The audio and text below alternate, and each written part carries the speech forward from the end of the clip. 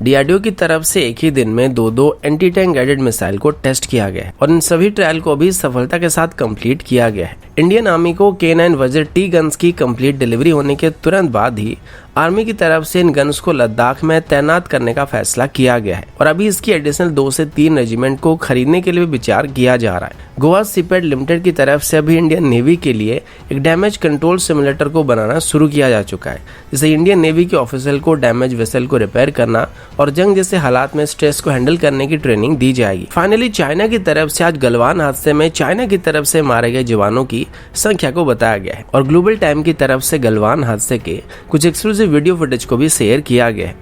Russia की तरफ से भी भारत में असॉल्ट राइफल के साथ साथ अपनी हाईटेक अल्ट्रा मॉडर्न शॉटगन्स को भी लॉन्च करने का प्लान किया जा रहा है और अंत में इंडियन नेवी को लेकर अल जजीरा की तरफ से दी गई रिपोर्ट को नेवी की तरफ से फेक बताया गया है। ऐसे ही कुछ और खबरों के बारे में हम आज की वीडियो में बात करने वाले हैं। नमस्कार दोस्तों, मेरा नाम है अंशुमन नायक और आप सभी का बहुत बहुत स्वागत है इंडियन डिफेंस न्यूज की डिफेंस टॉक सीरीज में, जहां पर हम रोज नए नए डिफेंस अपडेट्स के बारे में बात करते हैं। तो चलिए देर न करते हुए आज की वीडियो शुरू करते हैं। आज की पहली update anti tank guided missile को लेके है। डीआरडीओ की तरफ से दी गई रिपोर्ट के मुताबिक आज डीआरडीओ की तरफ से सफलता के साथ 2 एंटी टैंक गाइडेड मिसाइल को टेस्ट किया गया है, जिसमें से एक तो एयरफोर्स वेरिएंट था और एक आर्मी वेरिएंट था। रिपोर्ट के मुताबिक ऐसे टोटल 5 ट्रायल को कंडक्ट किया गया था, जिसमें इन मिसाइल को इनकी मैक्सिमम रेंज में और इनकी मिनिमम रेंज में टेस्ट किया गया था और इन सभी ट्रायल को एडवांस लाइट हेलीकॉप्टर की यानी कि ध्रुव हेलीकॉप्टर की आर्म्ड वेरिएंट से टेस्ट किया गया था। इन मिसाइल्स को मूविंग टारगेट के खिलाफ टेस्ट किया गया था, साथ ही इसे फायर करते दौरान भी हेलीकॉप्टर फॉरवर्ड मूविंग कंडीशन में था। इसमें से 2 ट्रायल फुल एक्टिव वॉरेट के साथ भी कंडक्ट किए गए थे। हेलीकॉप्टर लॉन्च नाग मिसाइल या हेलेना मिसाइल की बात करें तो ये एक fire and forget anti tank guided missile है, जिसको किसी भी तरह की वेदर कंडीशन में इस्तेमाल किया जा सकता है और इसे बहुत डायरेक्ट अटैक मोड में या फिर टॉप अटैक मोड में इस्तेमाल किया जा सकता है। ये एक 3rd जनरेशन की एंटी टैंक गाइडेड मिसाइल है, जो कि सभी मॉडर्न मेन बैटल टैंक को डिस्ट्रॉय करने की क्षमता रखता है। अब नाग मिसाइल की बात करें तो ये इसका लैंड बेस्ड वेरिएंट है, जिसको नेमिका व्हीकल से फायर किया जा सकता है। इसकी रेंज 4 किलोमीटर तक है, लेकिन हेलीकॉप्टर से लॉन्च होने वाली हेलेना मिसाइल की रेंज 8 किलोमीटर तक है। इन दोनों की सफल परीक्षण के साथ साथ अभी इन दोनों की इंडक्शन को लेकर भी रास्ता क्लियर हो गया है और अभी बोथ आर्मी और एयरफोर्स में इनको शामिल किया जा सकता है। अगला अपडेट K9 वज्र टी गन्स को लेकर है। जैसे कि कल ही LND की तरफ से इंडियन आर्मी को K9 वज्र टी गन्स की सभी 100 यूनिट को डिलीवर कर दिया गया था और इसी अवसर पर आखिरी गन को रिसीव करते दौरान ही इंडियन आर्मी के चीफ जनरल MM नरावने ने बताया कि K9 वज्र टी गन्स को अभी इंडियन आर्मी की तरफ से लद्दाख में तैनात करने का फैसला किया गया और कल ही 3 K9 वज्र टी गन्स को लेह में भेजा गया था, जहां पर इनकी हाई एल्टीट्यूड ट्रायल होने वाली है। अब तक इन गन्स की जो परफॉर्मेंस रही है वो काफी बेहतरीन पाया गया है और अभी बताया गया कि आर्मी इसकी और 2 से 3 रेजिमेंट को खरीदने के लिए भी इंटरेस्टेड है और अगर लेह में इनका टेस्ट सफल रहता है तो आगे चल के आर्मी इसकी एडिशनल ऑर्डर प्लेस करने वाली है। वैसे K9 वज्र टी साउथ कोरिया की K9 थंडर गन्स का देसी वेरिएंट है और इसमें LND की तरफ से काफी हद तक इंडियन सिस्टम का इस्तेमाल किया गया, जिसके बारे में मैंने कल आपको बताया था। 2 साल पहले ऐसे 100 गन्स को खरीदने के लिए प्लान किया गया था, जिनको LND की तरफ से वक्त से पहले ही इंडियन आर्मी को डिलीवर किया गया है और वोफर गन की स्कैंडल की वजह से लगभग 1986 के बाद से एक भी नया आर्टिलरी गन इंडियन आर्मी में शामिल नहीं हुआ था, जिस वजह से हमारी फायर पावर काफी हद तक रिड्यूस हो चुकी थी। लेकिन अभी धीरे धीरे K9 वज्र टी गन्स, धनुष गन, AT-AGS और M777 जैसे गन के शामिल होने के साथ साथ ये बेहतर बनने की उम्मीद किया जा रहा है। अगला अपडेट इंडियन नेवी की तरफ से। गोवा सीपैट लिमिटेड की तरफ से अभी इंडियन नेवी के लिए एक डैमेज कंट्रोल सिमुलेटर को बनाने का फैसला किया गया है। इसके लिए सबसे पहले 2020 की अगस्त में इंडियन नेवी और गोवा सीपैट लिमिटेड के बीच एक कॉन्ट्रैक्ट को साइन किया गया था। इस सिमुलेटर को अभी गोवा सीपैट लिमिटेड की तरफ से अंडमान और निकोबार आइलैंड में बनाया जा रहा है। ये एक डैमेज कंट्रोल सिमुलेटर होने वाला है, यानी कि इसमें हमारे नेवल पर्सनल्स को इमरजेंसी में किसी भी तरह के डैमेज को रिपेयर करने की ट्रेनिंग दी जाएगी। नॉर्मली जितने भी वॉरशिप्स होते हैं उनको जंग के लिए इस्तेमाल करने के लिए बनाया गया होता है, जिस वजह से कभी ना कभी इनको डैमेज का सामना करना पड़ेगा। अब ये डैमेज कई तरह के हो सकते हैं। नॉर्मली जब दुश्मन के मिसाइल या टॉर्पेडो के हिट करता है तो वेसल में पानी भरने के साथ साथ आग लगने का चांसेस सबसे ज्यादा रहता है, लेकिन इसके अलावा और भी कई तरह के डैमेज हो सकते हैं, जैसे कि इलेक्ट्रिकल डैमेज हो सकते हैं, इलेक्ट्रॉनिक सिस्टम फेल हो सकते हैं और भी कई तरह के गड़बड़ी सामने आ सकती है। तो इससे में सिमुलेटर की मदद से हमारे नेवल ऑफिसर को ऐसे सिचुएशन को क्रिएट करके दिया जाएगा जिसमें वो कम से कम वक्त के अंदर ही डैमेज को कंट्रोल करने की ट्रेनिंग ले सकेंगे और साथ ही मुसीबत के वक्त में किस तरीके से खुद को और अपने साथियों को सेव कर पाएंगे उसके बारे में उनको ट्रेनिंग दिया जाएगा। गोवा शिपयार्ड लिमिटेड की तरफ से बताया गया कि सिमुलेटर में 19 अलग अलग कंपार्टमेंट मौजूद रहने वाले हैं और इसमें 5 मेजर डैमेज कंट्रोल एक्सरसाइज को सिमुलेट किया जा सकेगा, जो कि एकदम रियलिस्टिक सिनेरियो को क्रिएट करने में मदद करेगा और एक स्ट्रेसफुल सिचुएशन को वहां पे क्रिएट किया जाएगा, जो कि एक्सरसाइज को एकदम रियलिस्टिक बनाने में हमको मदद करने वाली है। और इसमें एक बार में 24 क्रू मेंबर को ट्रेनिंग किया जा सकेगा।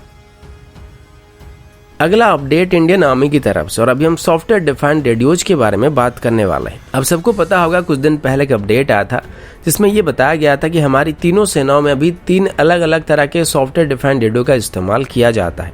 जिनमें से इंडियन एयरफोर्स की तरफ से अभी सबसे बेहतरीन सॉफ्टवेयर डिफाइंड रेडियो का इस्तेमाल किया जा रहा है। लेकिन अगर आर्मी की बात करें तो आर्मी के पास अभी जो सॉफ्टवेयर डिफाइंड रेडियो मौजूद है वो इतने अच्छे नहीं है और आर्मी के पास सफिशिएंट मात्रा में भी सिस्टम मौजूद नहीं, जिस वजह से इंडियन आर्मी की कम्युनिकेशन और डाटा ट्रांसमिशन कैपेबिलिटी काफी हद तक हैम्पर कर रहा है, जिस वजह से अभी आर्मी में भी मॉडर्न सॉफ्टवेयर डिफाइंड रेडियो को इंडेक्ट करने का फैसला किया गया है और अभी आर्मी के लिए लगभग 55,000 सॉफ्टवेयर डिफाइंड रेडियो को खरीदने का फैसला किया गया है,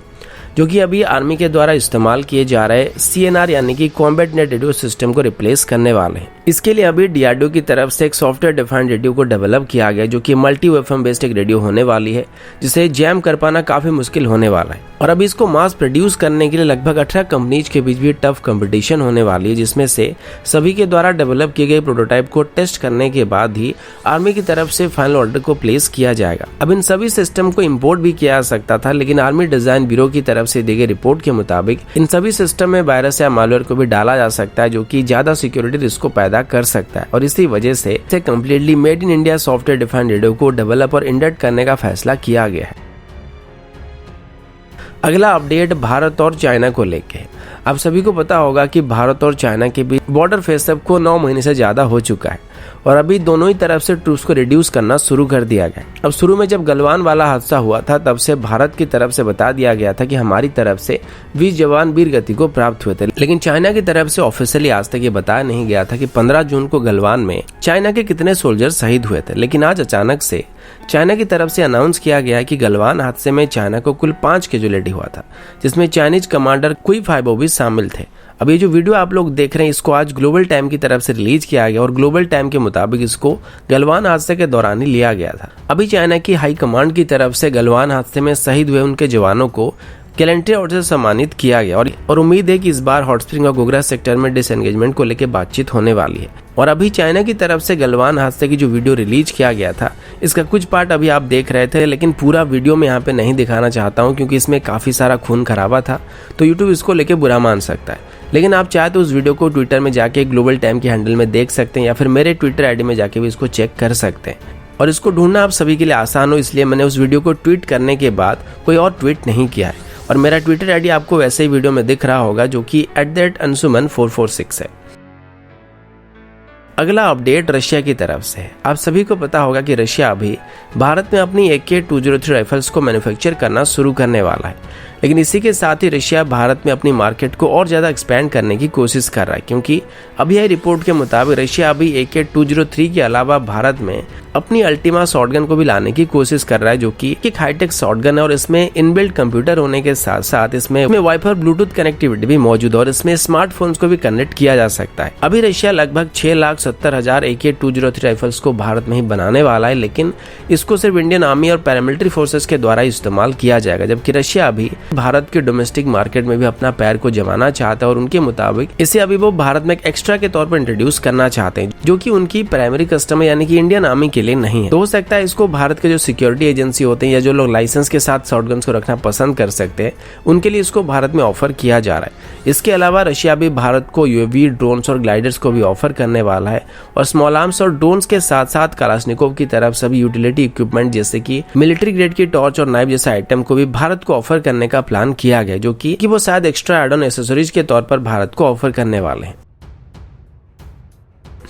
अगला अपडेट इंडियन नेवी की तरफ से है। आप सभी को पता होगा मैंने 1 या 2 दिन पहले आप सभी को बताया था कि इंडियन नेवी अभी नॉर्दर्न इंडियन ओशन में ईरान और रशिया के साथ एक जॉइंट मिलिट्री एक्सरसाइज में पार्टिसिपेट कर रहा था। अब नॉर्मली एक्सरसाइज ईरान और रशिया के बीच हो रहा था, जिसका नाम Iran Russia maritime security belt था, और ये रिपोर्ट अभी अल जजीरा की तरफ से पेश किया गया था। लेकिन आज इंडियन नेवी की तरफ से इस बात को लेकर इनकार किया गया कि इंडियन नेवी ईरान और रशिया के बीच होने वाली एक्सरसाइज में शामिल नहीं हुआ था, और अल जजीरा की तरफ से रिपोर्ट दिया गया था वो गलत रिपोर्ट था। बदले में इंडियन नेवी की तरफ से अभी इंडोनेशियन नेवी के साथ एक पैसेज एक्सरसाइज को कंडक्ट किया गया था। इस एक्सरसाइज को अरेबियन सी में कंडक्ट किया गया था, जिसमें इंडियन नेवी की तरफ से INS तलवार पार्टिसिपेट कर रहा था, जो कि हमारा एक फ्रंटलाइन फ्रिगेट है, और इंडोनेशियन नेवी की तरफ से एक फ्रिगेट इसमें पार्टिसिपेट कर रहा था। अब पैसेज एक्सरसाइज की बात करें तो पिछले 1 साल से भारत कई देशों के साथ ऐसे एक्सरसाइज को कंडक्ट कर चुका है, जो कि अनप्लान्ड एक्सरसाइज होते हैं, और दोनों देशों की नेवीज के बीच ऐसे सडन इंटरेक्शन आपसी रिलेशन को बेहतर करने में काफी काम आते हैं। साथ ही चाइना को काउंटर करने के लिए और अपनी आर्कटिक्स पॉलिसी के लिए भी ऐसे एक्सरसाइज फायदेमंद होने वाले हैं। तो दोस्तों, अभी के लिए इतना ही। मिलता हूँ आपसे अगले वीडियो में, तब तक के लिए जय हिंद, वंदे मातरम।